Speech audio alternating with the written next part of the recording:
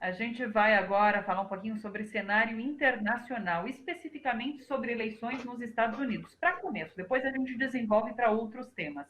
O senador Bernie Sanders anunciou hoje que desistiu de tentar ser o candidato democrata nas eleições presidenciais do país em 2020. Dessa forma, Joe Biden, ex-vice-presidente de Obama, enfrentará Donald Trump. Pois é. Sobre isso e sobre outros aspectos do plano internacional, conversamos agora com o professor, sociólogo e escritor Legene Mirhan. Olá, professor, tudo bom? Oi, Thalita, tudo bem? E você? Muito obrigado. Muita notícia que nós temos que comentar internacional aí. Pois é, quero saber, tudo bem por aqui? Eu quero saber quais os significados dessa desistência de Sanders a essa altura e o que isso implica nas eleições ali dos dois partidos no final do ano. Bom, eu estava revendo aqui meus manuscritos passados dos meus roteiros, eu sempre faço um roteiro para nossas conversas. No dia 4 de março, eu concluí que seria para o Sanders ganhar muito difícil, que a máquina do Partido Democrata e os dois casais, né, Clinton e Obama, jogariam um peso contra ele, né? O Wall Street jogaria um peso contra ele, e seria, então, quase que um milagre ele chegar. Ele foi derrotado 4 anos atrás pela Hillary e agora foi derrotado pelo Joe Biden. Como é que eu analiso essa derrota, que não é uma derrota pessoal dele, é derrota de um conjunto da sociedade americana, e tem uma parcela significativa na sociedade americana que é bastante progressista, que no começo do século passado o Partido Comunista e o Socialista eram muito fortes, e a Central Sindical, equivalente à CUT aqui, a maior, única lá, era muito progressista. Então, quem foi derrotado foram esses segmentos, né? Quem foi vitorioso com a saída do Sanders? Né? Bom, quem foi vitorioso foi a Big Pharma, né? É a grande indústria farmacêutica, que fatura por ano mais do que a indústria petrolífera no mundo. Não pensa que a petrolífera é a maior. Mas quem foi mesmo vitorioso foi o capitalismo financeiro. O Wall Street venceu, né? A corrida começou com 13 candidatos no Partido Democrata. Nós já comentamos aqui também, todos eles foram caindo um a um. O Joe Biden aceita doações de Wall Street. Ele vive dessas doações. E o Partido Democrata também. O Sanders jamais aceitou. Aliás, nas últimas 2 semanas, Sanders estava preocupado em ajudar na luta para combater a epidemia de coronavírus, que nos Estados Unidos, pela irresponsabilidade do Trump, está hoje sendo o foco mundial da pandemia, né, o principal vetor, e vão morrer milhares de pessoas, né? O Sanders estava, inclusive, doando o dinheiro que ele arrecadou, e ele só arrecada a partir de doações pessoais, as pessoas têm que entrar no site e doar. Ele estava doando parte desse recurso dele para ajudar né, as pessoas mais desfavorecidas na sociedade. Então, é pesaroso. Claro, nós brasileiros aqui não temos direito ao voto lá, mas nós não ficamos alheios a esse resultado. E o grande vitorioso foi Trump também, né? Por quê? As pesquisas mostravam que o Biden não consegue derrotá-lo, né? Que era o Sanders, que era o nome mais forte. Então, aí, até uma frase que eu falei aqui no começo de março, né? No limite, o Partido Democrata preferia e continua preferindo que Trump fique mais 4 anos do que entregar a presidência dos Estados Unidos para uma pessoa com o perfil do Sanders, que não é socialista, é um social-democrata, tipo weberiano, da Constituição de Weimar de 1920 na Alemanha. Nada de socialista ele tem, né? Agora, para o padrão dos Estados Unidos, ele é considerado comunista, inclusive. Como nós aqui, o PCdoB, PT, PSB, esses partidos de esquerda, para essa turma que governa o Brasil, nós somos todos comunistas. Aliás, tem setores da direita hoje que acham que o governo está indo para o lado do socialismo e do comunismo. Olha só a que ponto nós chegamos. Então, eu lamento esse resultado, mas nós aí... Agora, eu não estou dizendo que o Biden não possa ganhar, mas ele poderá, de fato, ganhar, mas não pelos méritos deles em condições normais de temperatura e pressão, como a gente aprende em física e química, né?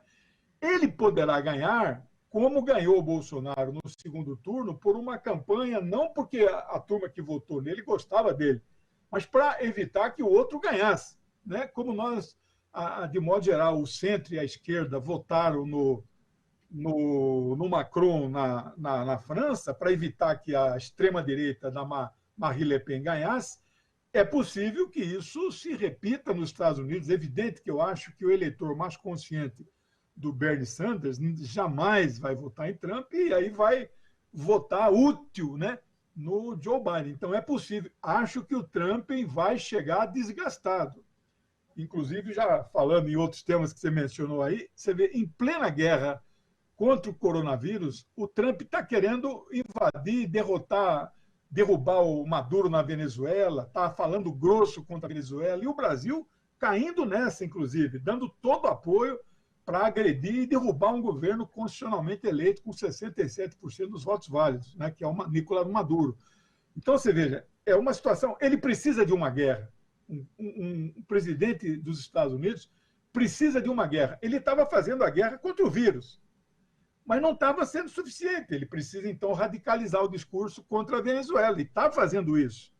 Então, agora, mesmo assim, a população dos Estados Unidos está percebendo que ele entrou tarde, que ele era da linha, né? Que, na verdade, ele deu a linha para o Bolsonaro, né? Que é uma gripezinha, entrou tarde. Só Nova York, ontem morreram 774 pessoas. 2.000 no país inteiro, já é o número 1 de mortes e vai crescer, né? Então, eu acho que ele chega desgastado, né? Mas, então, se o Biden vencer, que é possível vencer, seria mais por causa dessas condições.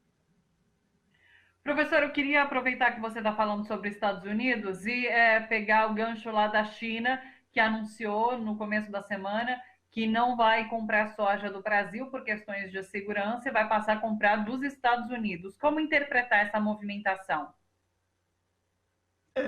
Você veja que situação inusitada, né? Nem na época da ditadura militar, 64, 85, por 21 anos, a política externa do Ministério das Relações Exteriores, do Itamaraty, da Escola de Rio Branco, nem naquela época foi uma política externa ideologizada. Quando o Geisel faz o acordo nuclear com a Alemanha, ele rompe com os Estados Unidos. Né? Quando nós fomos um dos primeiros países que reconhecemos a independência de Angola, tomada o poder por um partido que não leva o nome de Partido Comunista, mas era marxista-leninista, que é o Movimento pela Libertação de Angola, MPLA. Né? Então não era a política externa, como sempre disse o Lula, os presidentes têm que ser mercadores, eles têm que ser mascates, eles têm que vender o Brasil no bom sentido. Este governo serviçal dos Estados Unidos, que nem a Europa, os países subservientes da Europa, não seguem do jeito que o Trump determina para agredir a China, porque ele sabe, e a Rússia, ele sabe o papel que esses países jogam no mundo hoje. O nosso Brasil não sabe. Nós somos o maior parceiro comercial, aliás, a China é o nosso parceiro maior comercial no mundo, 80, 90, 100 bilhões de dólares. Eles jogam isso por terra. Eles agridem a China. Né? Então, começou com o Eduardo, aí passou pelo próprio ministro das Relações Exteriores, o Araújo, que cobrou da China uma retratação, um país de 6 mil anos de história, né? Com 1,5 bi de habitantes, que está salvando o mundo com máscaras, mandando médico para o mundo inteiro, mandando respiradores, né? Que vai passar os Estados Unidos em termos de potência econômica. Ele agride a China. Aí depois, então, do ministro das Relações Exteriores, ontem, para completar esse caldo, né, o ministro da Educação, ou da Deseducação, o Weintraub, faz uma outra agressão. Né? Isso é muito ruim. E aí a resposta da China, vão comprar soja dos Estados Unidos. Isso, para nós, é um baque na balança comercial. Eu quero ver esses ruralistas que apoiaram esse presidente atual, como é que vão ficar nesse quadro atual. Então, é lamentável uma política externa ideologizada que não está a serviço do Brasil. Esses caras estão a serviço dos Estados Unidos. Eu não tenho a menor dúvida disso. Né? Você falou sobre essa questão da Venezuela, mas outros países também seguem sob sanção dos Estados Unidos, mesmo nesse período de combate ao coronavírus, né? Então, bem lembrado isso, você vê, em pleno uma situação no mundo, Cuba está mandando médicos para o mundo inteiro, o Irã, que é o terceiro ou quarto que mais morre, está mandando gente para outros países ajudar com médicos iranianos, né? A medicina islâmica lá é muito avançada, né? A China mandando, os Estados Unidos mantêm as odiosas sanções contra Cuba, contra a Rússia, contra a China, contra o Irã, né? Ou seja, não há nada de humanidade nesses caras, né? Vamos levantar as sanções. E a Europa fica manietada, por quê? Porque ela é obrigada a cumprir essas sanções contra esses países. A pequenina Cuba, que, como disse Fidel, nós nunca jogamos bomba em nenhum país, nós só mandamos médicos para outros países, né? A escola latino-americana de medicina, a ELAN, eu conheci em Cuba, eles têm 10 mil estudantes, 500 são estadunidenses.